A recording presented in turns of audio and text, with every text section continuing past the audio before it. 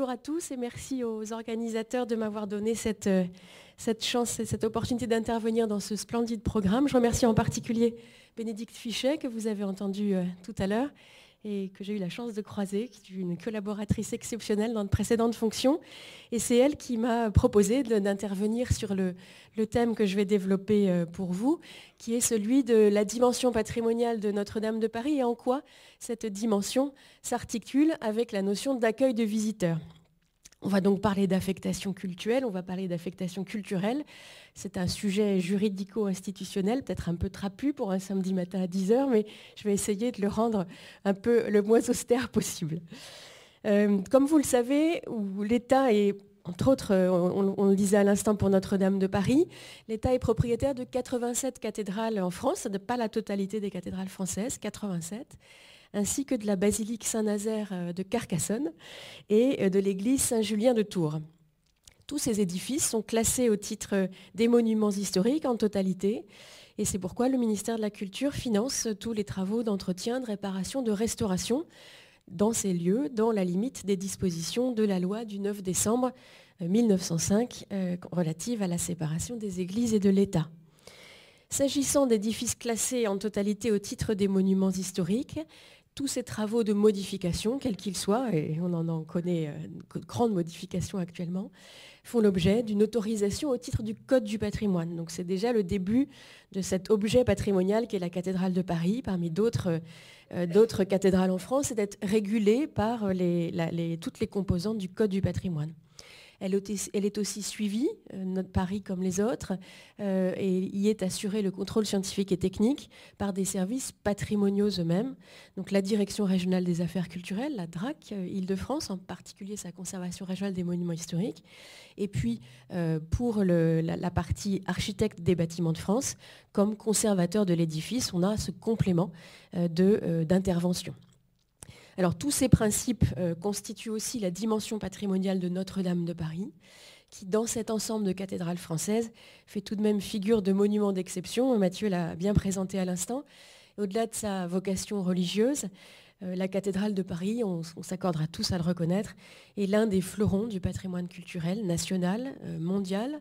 C'est l'une des plus anciennes cathédrales gothiques de France, avec Noyon, avec Senlis, avec Laon, avec Sens. La majeure partie de sa construction débute dès 1163 et elle s'achève en 1345.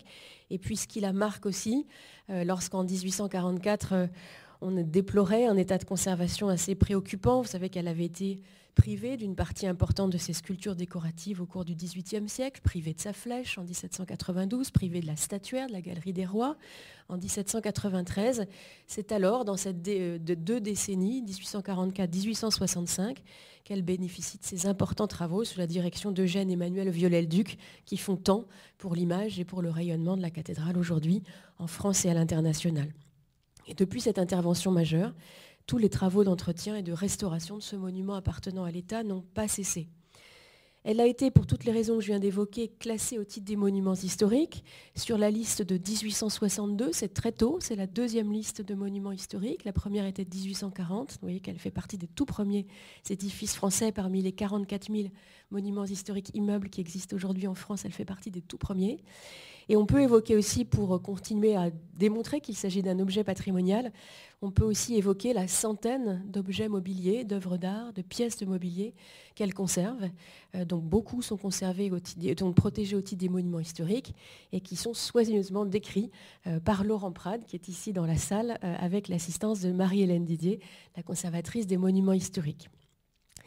Ce qui fait aussi un objet patrimonial de cette cathédrale, pour pousser la démonstration jusqu'au bout, c'est aussi qu'elle est partie intégrante d'un bien de l'UNESCO, le bien Paris Rive de la Seine, ce bien est inscrit sur la liste du patrimoine mondial pour sa valeur universelle exceptionnelle. Et tout cet espace classé autour de la cathédrale comprend les grands monuments, les immeubles, les jardins, les places, les quais de Paris, tout ce qui borde la Seine, depuis l'île Saint-Louis à l'est jusqu'à l'île aux Cygnes à l'ouest. Et donc la cathédrale Notre-Dame, évidemment, est une composante majeure, principale, de ce bien reconnu par l'organisation internationale.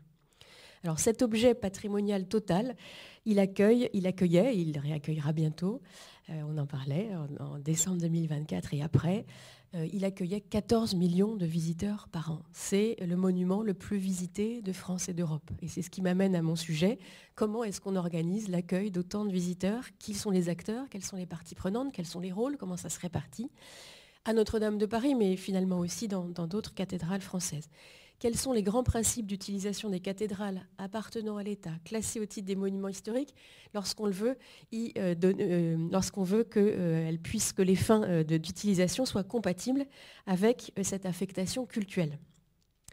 Dans tous les édifices affectés au culte catholique, l'affectataire cultuel est représenté par le ministre du culte, le recteur de la cathédrale, le desservant.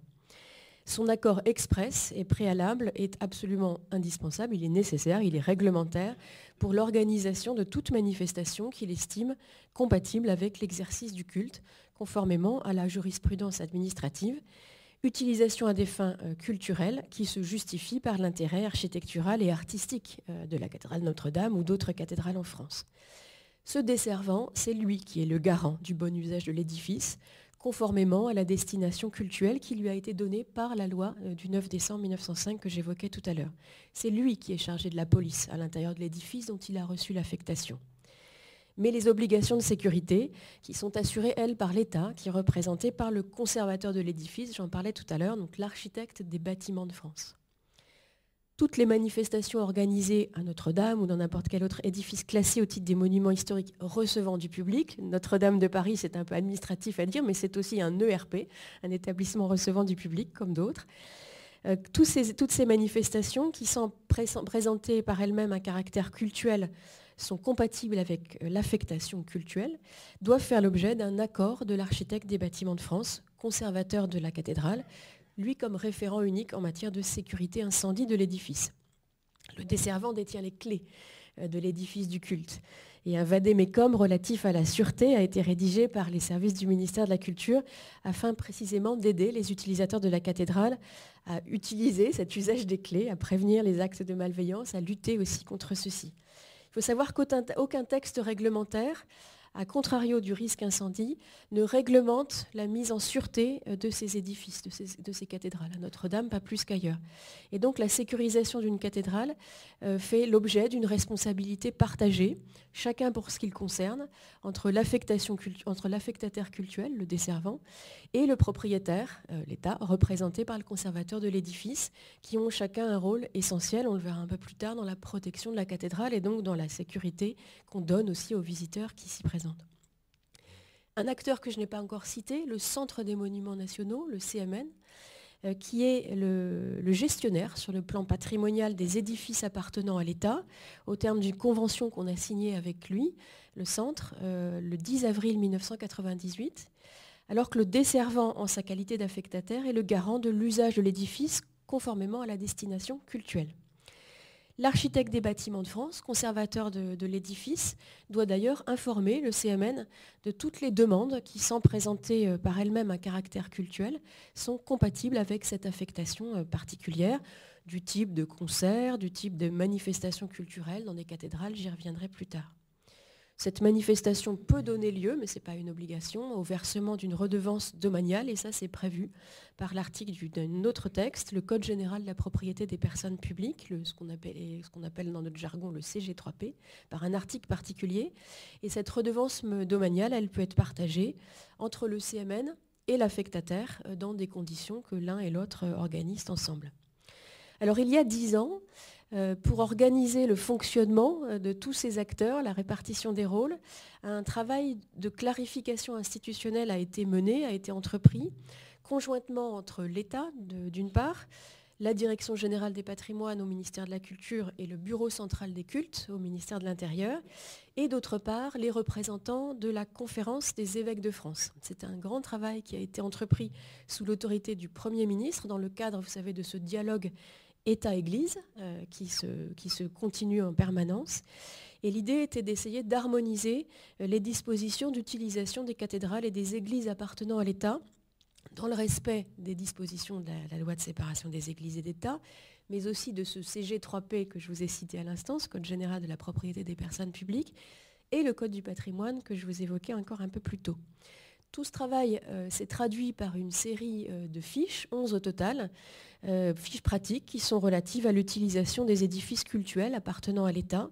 Et ces fiches pratiques, ces supports didactiques contribuent à poser les règles, les usages nécessaires à la bonne gestion de ces édifices, de leur patrimoine immobilier, de leur patrimoine mobilier, de préciser le rôle des parties prenantes, le desservant, la DRAC, le conservateur de l'édifice, le CMN, le service du patrimoine, les différents utilisateurs potentiels, vous en êtes les représentants, parmi d'autres associations qui sont susceptibles d'intervenir à la cathédrale Notre-Dame, par exemple l'association Maurice de Sully.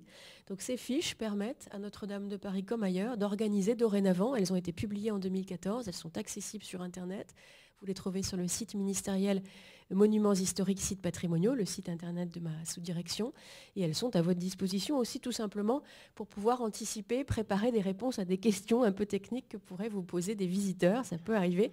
Vous aurez là toutes les réponses sur le qui fait quoi dans le cadre de la cathédrale de Paris. Alors je voudrais approfondir faire quelques petits zooms thématiques sur un certain nombre de points. D'abord, on en parlait, et c'est important, vous êtes directement concernés, comment s'organise la sécurité des personnes à Notre-Dame de Paris, comme dans d'autres cathédrales appartenant à l'État. Je le disais, les cathédrales sont des ERP, et à ce titre, l'architecte des bâtiments de France, conservateur de la cathédrale, est le responsable unique en matière de sécurité. D'une part, pour les travaux et les aménagements divers qui peuvent avoir lieu tout au long de l'année, notamment en matière d'entretien, par exemple, mais d'autre part, et là ça vous intéresse aussi, toutes les activités qui sont compatibles avec l'affectation légale au culte, sous réserve de l'accord du desservant affectataire. En conséquence, le conservateur de la cathédrale, l'ABF, est amené à rédiger un certain nombre de documents réglementaires pour garantir cette sécurité. Alors c'est des termes un peu techniques, mais c'est ce qu'il y a dans les coulisses, en fait, vous ne le savez pas, mais quand on fait visiter les visiteurs, il y a tous ces documents qui préexistent et qui permettent de donner ce cadre. D'abord, il a écrit un règlement interne de sécurité de la cathédrale, ce qu'on appelle un RISC, R-I-S-C. Ça, c'est un premier document réglementaire. Il le fait en concertation avec le desservant. Et il doit même recueillir l'accord express de ce dernier pour que ce document soit considéré comme valide. Ce règlement, ce risque, il comporte un certain nombre d'outils et de documents, notamment un cahier des charges d'exploitation. Alors ça, vous ne le savez pas, mais votre intervention association CASA à la cathédrale Notre-Dame est parfaitement prise en charge par ce CCE, par ce cahier des charges d'exploitation. Vous en faites partie, vous êtes partie prenante. L'ABF doit aussi rédiger un registre de sécurité de l'édifice, qu'on appelle un RCE. Et enfin, il doit aussi écrire un schéma directeur pluriannuel d'amélioration de la sécurité incendie. Alors autant vous dire qu'en ce moment, la rédaction de ce schéma pluriannuel, elle est un peu remise sur la table et on est en train de la réécrire pratiquement complètement, puisque tous les dispositifs d'incendie à la cathédrale Notre-Dame seront parmi les meilleurs qui peuvent exister en France. Ce sera exemplaire pour la totalité des 86 autres cathédrales. On espère qu'on aura le financement nécessaire si toutes les autres cathédrales veulent avoir le même niveau de sécurité incendie que ce qui existera à la cathédrale Notre-Dame à partir du décembre 2024 lorsque ce sera réouvert aux visiteurs. Ces règles essentielles en cas d'utilisation de l'édifice pour des activités compatibles avec l'affectation légale du culte font que sous l'autorité du conservateur et sous réserve de leur compatibilité avec l'affectation légale au culte, celui qui utilise l'édifice est considéré comme responsable de la sécurité pour l'activité qu'il organise ou pour l'exploitation qu'il en fait. Et c'est à lui qu'il appartient de veiller à ce que l'activité soit conforme aux prescriptions générales de sécurité que je viens d'évoquer, et notamment à ce risque propre à la cathédrale Notre-Dame comme à d'autres cathédrales en France. Alors, autre point que je voulais évoquer ici, et en particulier dans ces lieux, évidemment parmi ces visiteurs se comptent beaucoup de fidèles. Et donc il y a une dimension qui fait partie de ce sujet de l'affectation cultuelle de l'édifice, c'est la question de la police du culte dans les cathédrales, à Notre-Dame de Paris comme ailleurs.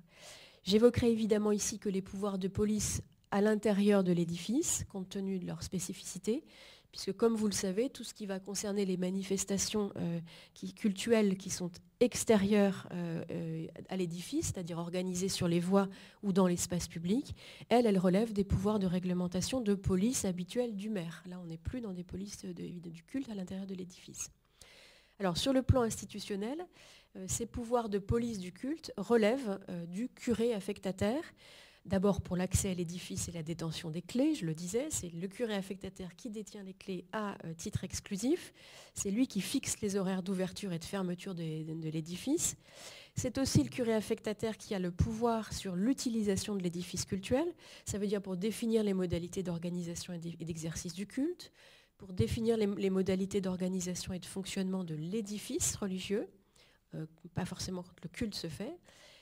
C'est un pouvoir qu'il peut exercer tant à l'intérieur qu'à l'extérieur immédiat. Je m'explique, de toutes les parties qui sont affectées au culte. À Notre-Dame de Paris, quand on dit que l'Église est affectée au culte, elle l'est dans tous ses éléments constitutifs.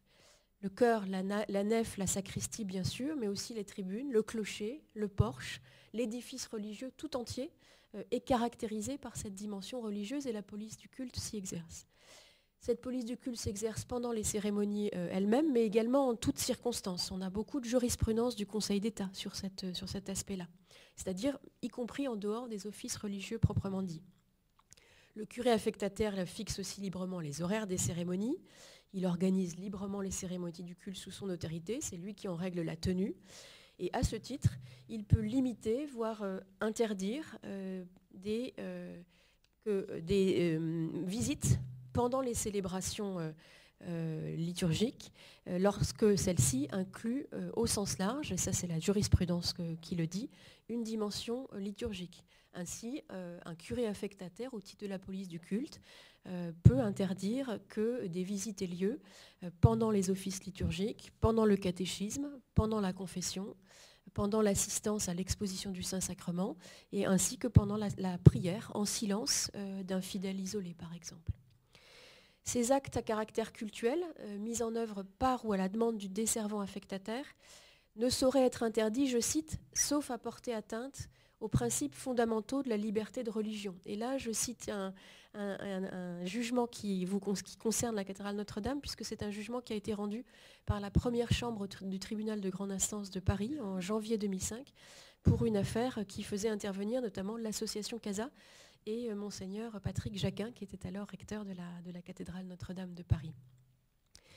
Si le maire peut demander au ministre du culte la célébration d'une cérémonie de commémoration, on en parlait précisément avec l'usage politique de cette cathédrale, il ne peut pas le lui imposer, sauf à porter une atteinte grave à l'une des composantes de la liberté de culte qualifiée de liberté fondamentale. Là encore, c'est une jurisprudence du Conseil d'État.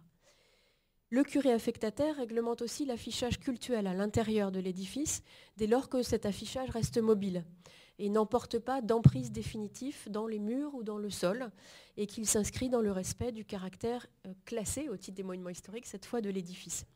C'est-à-dire qu'il ne porte pas atteinte à l'aspect esthétique d'ensemble de l'édifice protégé au titre des monuments historiques. C'est aussi le curé affectataire, et monseigneur Ulrich en parlait d'ailleurs en préambule, qui organise librement la disposition des meubles pour les besoins de la liturgie. C'est lui qui effectivement décide de l'aménagement du mobilier pour les besoins de la liturgie. Évidemment que c'est un sujet d'actualité en ce moment sur lequel on travaille ensemble entre le clergé, l'État, l'établissement public et puis les créateurs qui vont participer à cette proposition artistique nouvelle pour la cathédrale Notre-Dame. La seule chose que n'a pas le droit de faire le curé affectataire tout seul et librement, c'est de déplacer des objets mobiliers classés au titre des monuments historiques sans l'accord de la Conservation régionale des monuments historiques. Il doit recueillir l'avis du conservateur de la cathédrale. Non plus que les meubles qu'on appelle juridiquement les immeubles par destination. Par exemple, déplacer des niches qui sont attachées dans des statues, par exemple, qui sont attachées dans des niches, par exemple. Juridiquement, on dit que ce sont des immeubles par destination. Et donc, le curé affectataire doit demander l'autorisation, puisque cet édifice monument historique, à la conservation régionale. Et puis enfin, il est reconnu au curé affectataire un pouvoir qu'on appelle un pouvoir de police sacerdotale pour définir les modalités d'organisation et de fonctionnement de l'édifice religieux. Ces pouvoirs qui sont reconnus aux desservants concernent tant l'accès pratique à l'édifice, l'ouverture, la fermeture, que l'aménagement de son mobilier, l'organisation et la police des cérémonies qui s'y déroulent et le respect de son affectation cultuelle. Et là encore, c'est un arrêt du tribunal de grande instance de Paris de 2007 qui a rendu cette décision dans le cadre d'une affaire qui impliquait, là encore, monseigneur Jacquin. Le curé affectataire peut exclure les perturbateurs, mais il ne dispose pas d'un pouvoir de contrainte. Il est jugé, il a été jugé, toujours par le TGI de Paris et toujours dans une affaire qui impliquait le monseigneur Jacquin, il a été jugé que, je cite, « tout agissement non autorisé par le desservant au sein d'un édifice religieux dont il assume la charge est de nature à porter directement atteinte à la liberté de religion, à l'affectation cultuelle des lieux où il se produit et à la liberté d'exercice du culte. » Alors, autre aspect que je voulais évoquer aussi, et qui évidemment à la cathédrale Notre-Dame de Paris est central, ouvrir au public, ça veut dire aussi donner accès au sein du saint en termes d'objets mobiliers. Je veux parler évidemment, et je change de sujet, je veux parler d'accès au trésor de la cathédrale de Notre-Dame, ici, ou toute cathédrale en général. Alors sur ce plan, chaque cathédrale affectée au culte est un cas particulier, du fait de son histoire, de son architecture, de son patrimoine mobilier, de son utilisation, des partenaires en présence. Mais dès lors qu'il y a l'utilisation d'un lieu qui rassemble les objets précieux de l'édifice ou d'un territoire particulier, qui présente l'histoire de l'édifice, il est nécessaire de respecter l'affectation cultuelle de cet édifice et de prendre en compte les contraintes de conservation et de présentation. Et ça s'impose aux visiteurs comme à ceux qui organisent la visite de ces trésors. Lorsque la visite de parties d'édifices affectés au culte, notamment de celles où sont exposés des objets mobiliers classés au titre des monuments historiques, cela justifie des modalités particulières d'organisation et leur accès est à nouveau subordonné à l'accord du desservant. Ça, c'est le CG3P à nouveau qui en dispose. Et ainsi, la création, la gestion d'un trésor, ses modalités d'accès, ses modalités de visite, doivent s'effectuer nécessairement avec son accord express et son accord préalable. Pour organiser cela, dans le même temps que l'élaboration du projet scientifique de présentation, élaboré avec la collaboration de la Conservation régionale des monuments historiques, tout projet nouveau, tout réaménagement du trésor doit préciser le contexte et donner les contraintes de la visite de ces lieux. Sa définition, sa localisation précise de l'installation dans cet édifice, exprimer les besoins et les contraintes du desservant. Ça ne doit pas perturber les offices, ça doit respecter les règles habituelles de l'utilisation cultuelle des lieux. Aussi les contraintes du propriétaire de la cathédrale, l'État, le ministère de la Culture, des contraintes qui sont liées à la conservation des biens, la sécurité des personnes dans cette ERP, la protection des œuvres évidemment. Et puis aussi, ce document de travail conjoint doit identifier les partenaires potentiels pour assurer l'ouverture au public.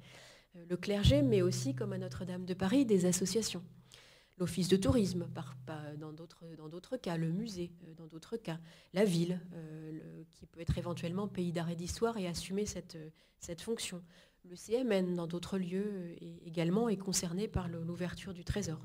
Les cas de figure sont très divers dans les 87 cathédrales françaises.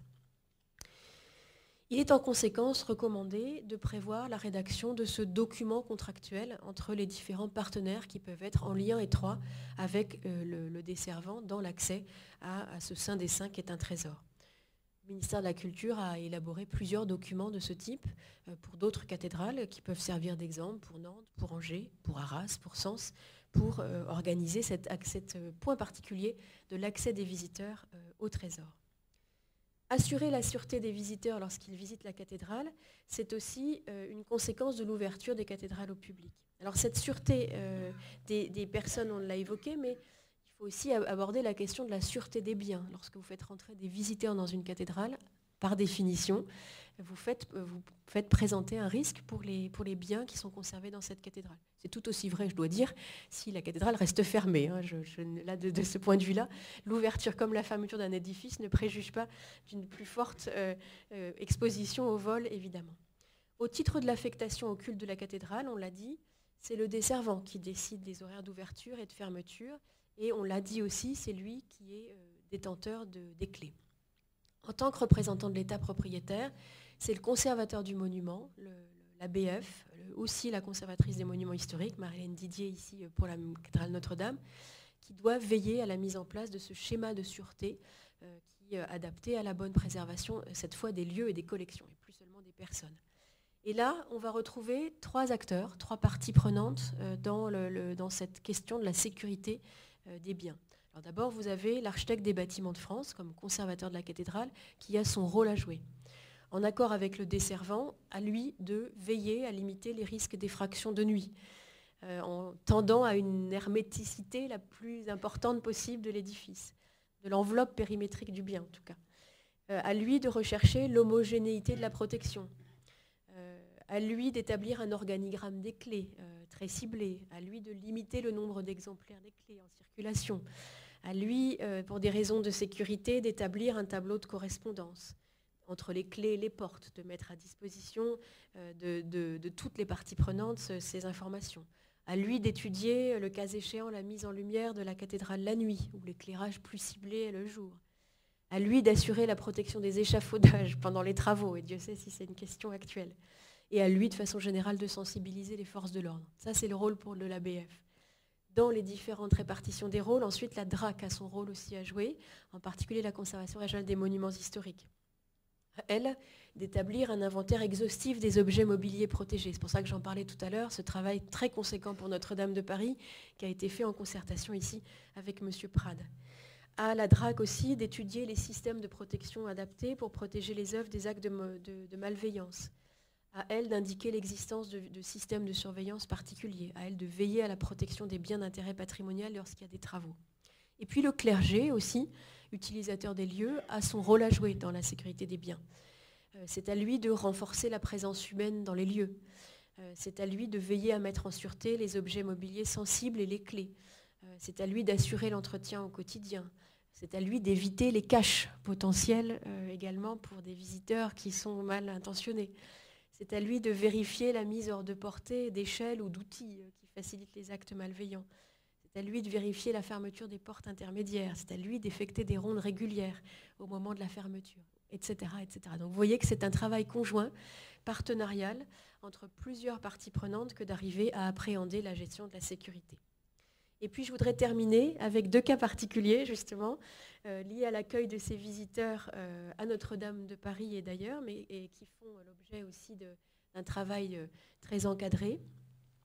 Et en Notre-Dame de Paris, je veux commencer par parler notamment de l'organisation de concerts ou l'organisation de manifestations culturelles. On sait combien à Notre-Dame, la programmation musicale est partie prenante du rayonnement de cet édifice. Et pour m'en être occupée de cette dimension patrimoniale précédemment, dans de précédentes fonctions, elle est en soi un élément évidemment de démonstration du lien entre le patrimoine matériel et le patrimoine culturel immatériel. La dimension musicale, la dimension chantée à la cathédrale Notre-Dame est évidemment essentielle. Et c'est ce qui en fait aussi un objet patrimonial total.